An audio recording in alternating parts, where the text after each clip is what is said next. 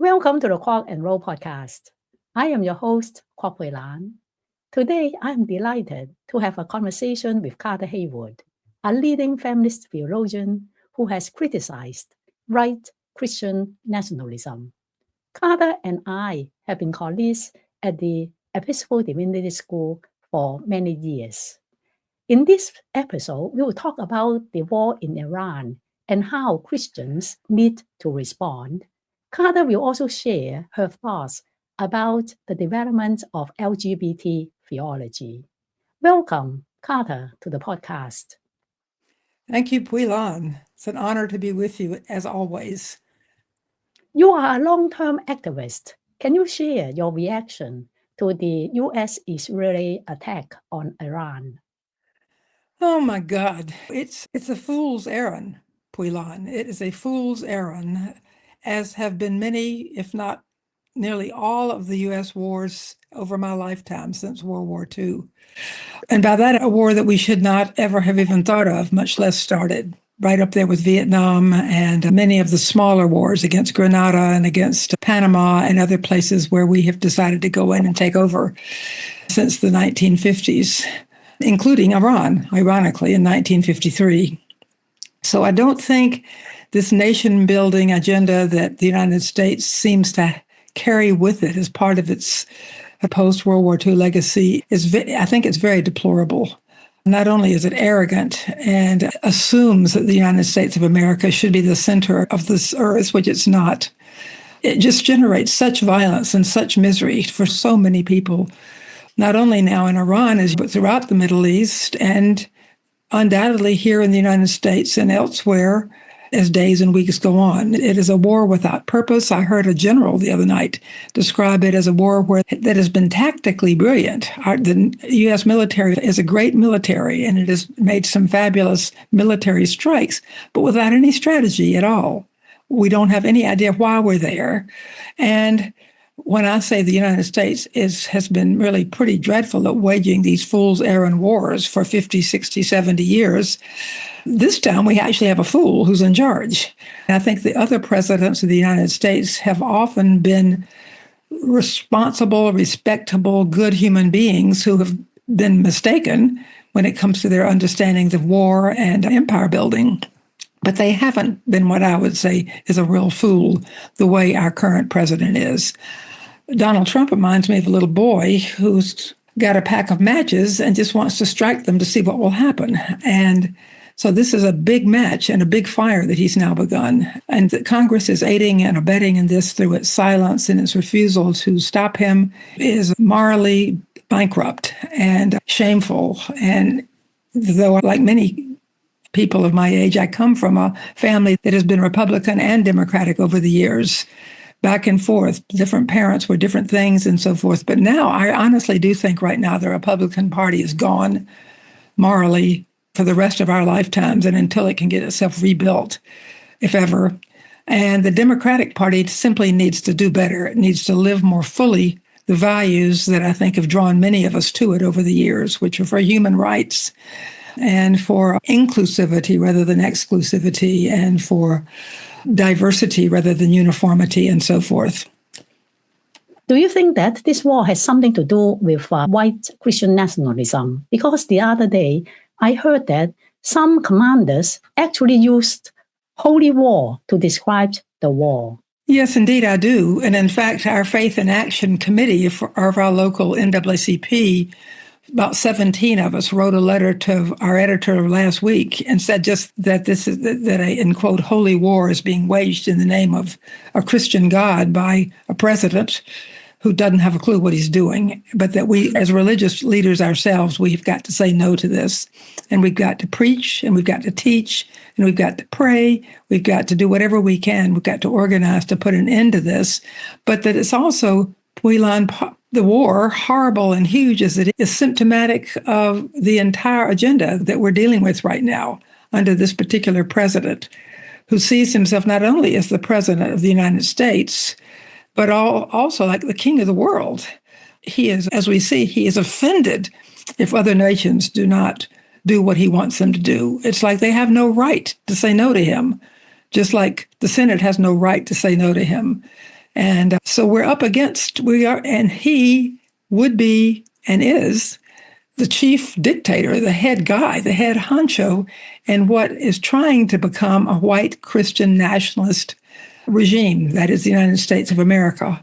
That is, I think, exactly where we're going. That is where Project 25 was headed, and he adopted that, having said he knew nothing about it. He, of course, knew everything about it, and he's taking us right on that path, along with the people who are the energy behind him, the billionaires, the people who are, the billionaires. I think the less wealthy Trump supporters are being led like lambs to the slaughter as much as the rest of us. I'm sorry that they have been foolish enough to fall for this man, but they're not the power behind the throne. He can't stand those people. He doesn't like people who are not as wealthy as he is and who don't have the kind of power he has, which is why he gravitates to people like Putin.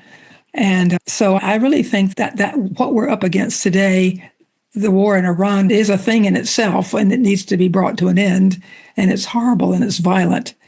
But it also represents the entire agenda. And as he said, he just might next week decide to take Cuba. And why? Because he wants to. And if we don't have a Congress to stop him, and we have military who are doing what they think they have to do, I really hope to God someday that changes. You have written a book, The 7 Deadly Sins of White Christian Nationalism. Can you show it to us? Yes, there you are. And can you tell me, why did you write the book? And who was the intended audience? Well, the intended audience was mainstream Christians in the United States. Probably not MAGA Christians. I didn't think they would be interested, but I thought, and still do think, and it's been my experience, that a lot of the mainstream churches, Presbyterian, Lutheran, Methodist, Episcopal, some religious organizations that are not Christian at all, that people would be interested in reading this and talking about this and thinking about this and looking at what I believe the January the 6th insurrection signaled, because that was the spark that generated the creation of this book, was January the 6th, 2021. Because it seemed to me, when you saw the cross and the flag together in front of the Capitol, with people with MAGA hats and Trump flags, but cross and flag going together, that's what white Christian nationalism is. That's where it's going. And these are people who don't have a clue what following Jesus has to do with anything, but they know that saying that they're Christian or being Christian is a political manipulation. It's not really a spiritual thing at all. This has been going on for 40 or 50 years, since the 1980s, 1970s, 1980s in the United States. The far right has used Christianity as a tool to further its agenda. And that's what it's done as the white Christian nationalist agenda has built up. And the book that I wrote in 2022, if anything, is way more timely now than it was even when it was published. Unfortunately, it's by no means outdated. If anything, it's more important than ever, or the content of it is. And a lot of different people have also been writing on white Christian nationalism, and not everybody calls it white Christian nationalism. I just felt like it was important to underscore that, because white supremacy is right at the heart of the matter and needs to get lifted up and named every time we possibly can name it and make people think about it. But the 7 sins, for those who don't know this, are the first 2 I call kind of sins of the spirit. And one is the lust for omnipotence, the lust for power over or control. And the second one, which goes along with that, is the sin of entitlement, that whatever's best or right or good belongs to me and is mine, and often is mine alone. And then the third substantive sins are white supremacy, misogyny, capitalist spirituality, domination of the earth and its creatures, and finally, violence. And those are in no particular order of importance. And in fact, as we've talked this way for decades, it's all interconnected. You can't really start unraveling this and not find all of these sins are there together in every human community. But if you take them and start looking at them like white supremacy and look at how it's woven its way through American history, or misogyny, or one that causes the most agitation, usually in Christian congregations, is capitalist spirituality, because Americans have a very difficult time talking about economic justice in any way that makes any difference at all, which is also the Democratic Party's chief challenge, in my opinion, is we got to get real about economic resources for the people of this nation and the world and understand that they have to be shared. This is not only right, it's the teaching of Jesus from a Christian perspective. It's certainly right from a Jewish perspective. It's right from a Muslim perspective. It's right from any reputable religious perspective to share resources. But it makes no sense to have an economic system that is built on scarcity, on resources always starting at the top and then hoping that they will, in Ronald Reagan's words, trickle down to the bottom. It doesn't work that way. We've got to start with the middle and the bottom and empower one another. And we've got to count on those who have a lot of resources. And relative to most people in the world, I have a lot of resources. You do. We are among the privileged people. But part of what it means for us to be doing the work that we're trying to do is to share what we have, not only whatever we can from our minds and our work, but from our money and from where we invest our money and put our money and what we give to. And everybody needs to be doing that. And the churches need to be doing that and doing it not because they necessarily have to say we're going to be socialists, but because Jesus himself said, share what you have, give to the poor, sell your riches and come and follow me. That nothing could be clearer. As someone said to me a year or so ago, Jesus didn't say a thing about homosexuality, but he's almost every time he opened his mouth, he was talking about the sharing of our resources with the poor. That's right at the heart of the Christian gospel. Exactly. And somebody said that there are thousands of verses in the Bible talking about the poor and not so much talking about sexuality or what hardly anything do at all in the bed. And Carter, how can people address these 7 deadly sins? You also suggest this in your book as well. What I suggested was that, and I've been privileged to be able to be part of this quite a few times over the last several years, of church groups have decided they would study the book, say for a Lenten series or an Advent series or young adult series, coffee and conversation topic, and have either read the entire book, which is a kind of a heavy-duty thing, or maybe the first couple of chapters, which set the stage, and then often they will choose to read capitalist spirituality. Sometimes they'll read white supremacy. Sometimes they'll read misogyny or some of the other chapters. As I said, they'll all lead back to each other anyhow. But I have questions. The book is written in 3 parts. There's an introduction, then there's the enumeration of the 7 deadly sins, and then in the 3rd part, it's going back to the 7 deadly sins with not the solution, but a way of responding to each of them, and to get people reading that part 3, which has at the end questions about each of these themes. Carter, you are a pioneer in LGBTQ theology. When you look back, what do you see were some of the highlights, and what do you want to see in the future? Whelan, it was in the 1970s that at EDS that I began thinking about teaching theology of sexuality. I wasn't even sure what that meant, other than either I had just come out, and if so, it would have been 1979, or I was thinking about coming out. It was the late 70s, early 80s, right in there. I knew some other lesbian women theologians and teachers, but the only other person who was really out at that time that I knew was Virginia Ramey Mollenkott. So she and I were sort of the 2 Christian lesbian feminist theologians in that moment. There were some men. John McNeill had gone before us, actually, the Catholic theologian, and had written 3 wonderful books on coming out as a gay Catholic male. So it had been happening. It had been happening, obviously, for about a decade by then, after Stonewall.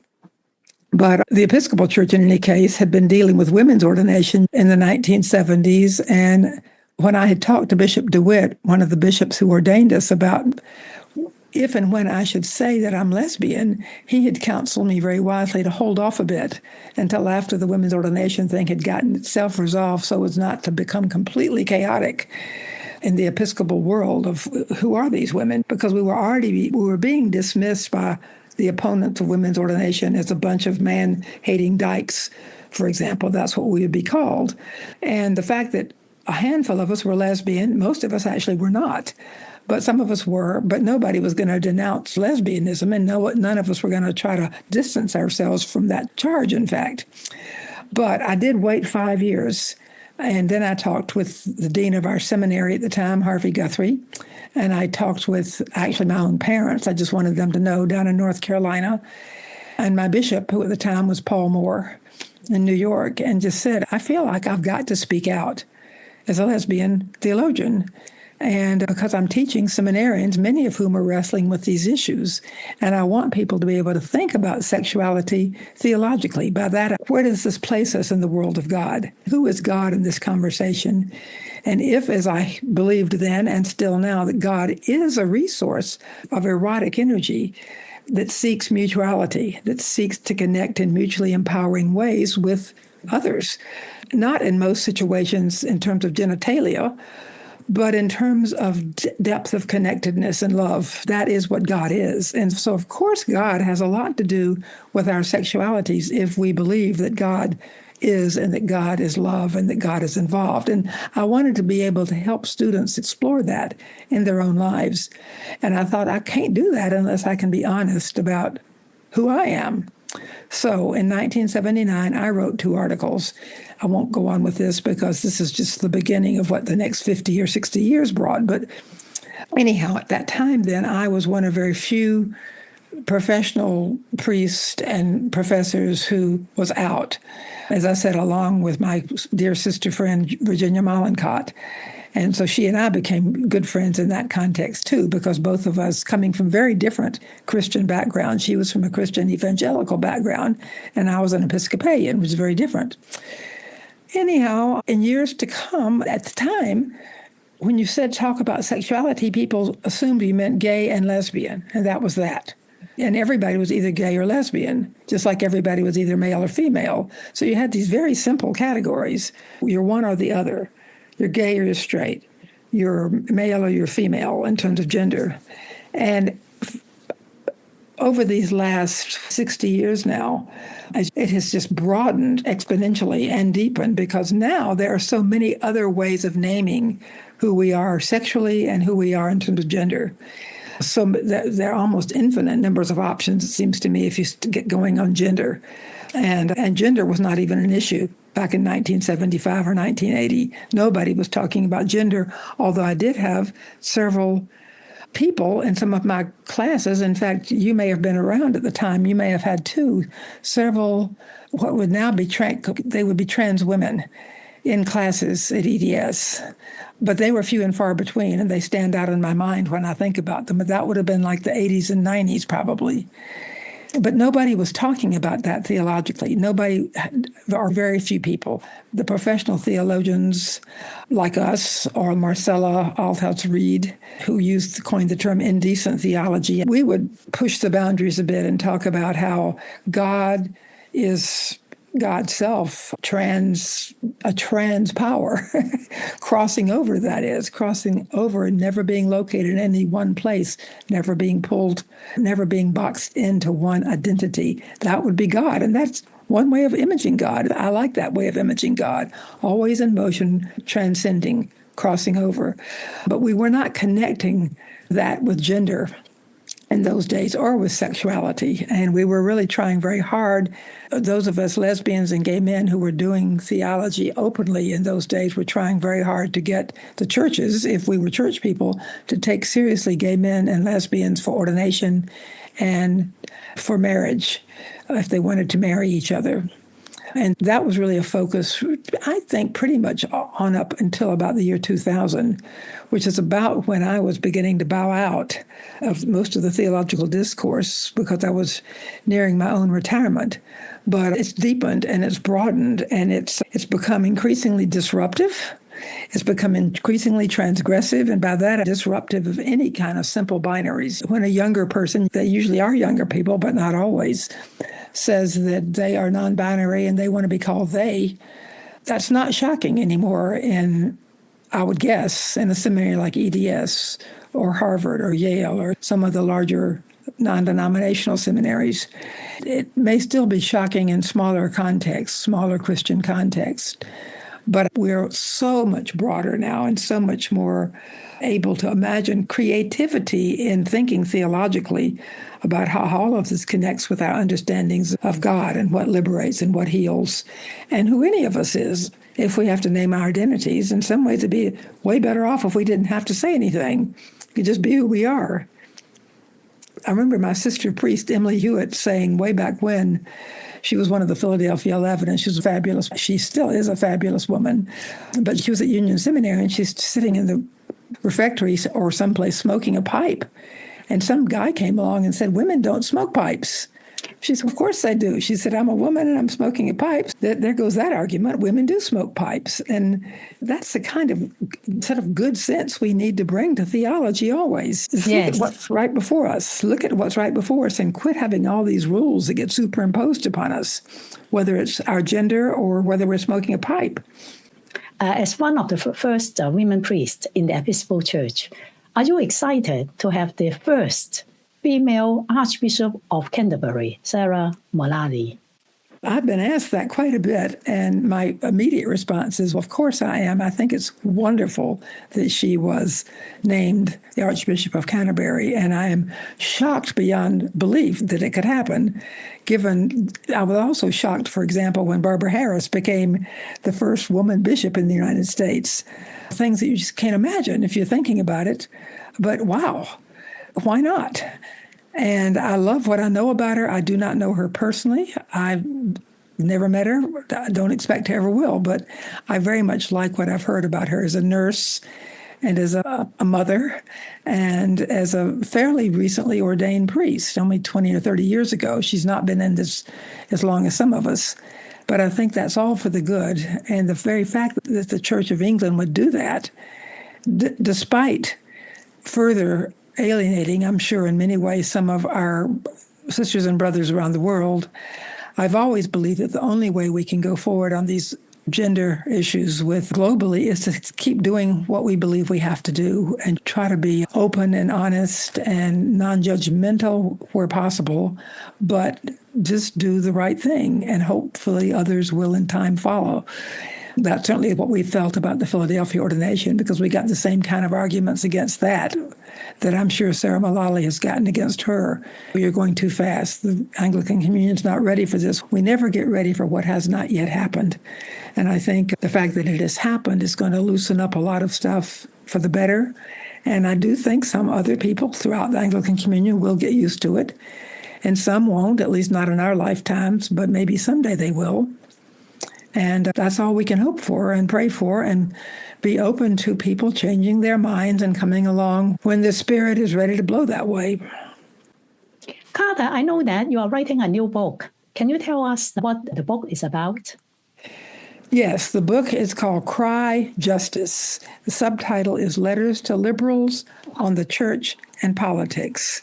And what it is, it's a fairly short book, a series of 8 letters that I wrote last year to colleagues, friends, and family members who are liberals, who either have left the church or are right on the edge of leaving the church, or who are so put out with the church that they can barely stand being Christian, all for political reasons, that the mainline, somewhat liberal churches like the Episcopal have been experienced as being quiet in relationship to what is happening in our nation right now. And it really is time for the church to be speaking out, using every possible forum that it has, and every ordained people, lay people, church leaders, church followers, vestries, rectors, bishops. We all need to be speaking out against white Christian nationalism.